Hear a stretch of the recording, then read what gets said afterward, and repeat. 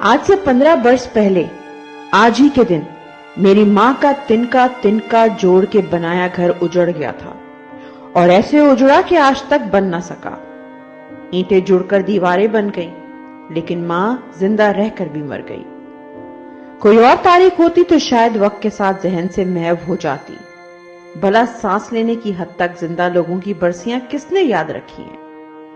लेकिन 6 सितंबर तो यूं भी कोई भूलने वाली तारीख ना थी।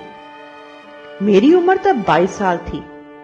उस उम्र में आपके पास यूं भी सवालों की बहुतात होती है, लेकिन जब हालात ऐसे हों तो जवाबों से ज्यादा अपने मुजरिम ढूंढने की आग दिल में दहकती है। इन सालों में कितने लोग इसी आग में जलकर भस्म हो गए, मगर मेरे जहन में यह ख्याल जमा रहा कि जिस औरत को मैं अपनी जिंदगी के पहले 22 साल से जानता था, उसके लहू लहान वजूद के साथ बिखरा हुआ उसका दिमाग अगर हथेलियों में भर भर कर उसकी खोपड़ी में ना उंडेला गया होता और वो बोलने, सोचने, समझने के काबिल रहती, तो उसने उस दिन भी हमें अपनी किरचियां समेटकर अपनी आबादकारी पर लगाना था।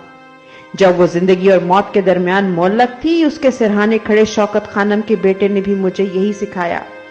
वो सबक अगर वो सिखाने के काबिल रहती तो मेरी माँ ने मुझे सिखाना था। वो सबक उसने अपनी माँ को उस हालत में देखकर हासिल किया था। तुमने देख लिया, अब तुम्हारे होते हुए कोई और अपनी माँ को इस हालत में ना देखे। सोचता हूं अच्छा हुआ जो मेरी माँ को अब कम कम समझ आती है।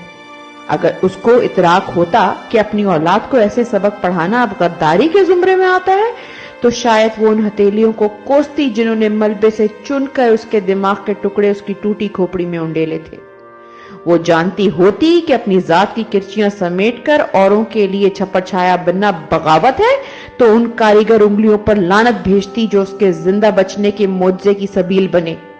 सोचता हूं अगर रास्ते में शौकत खानम का बेटा ना खड़ा होता तो मैं तो शायद 6 सितंबर को ही उसकी बरसी समझकर उसके पढ़ाए सबक दफन ही कराता।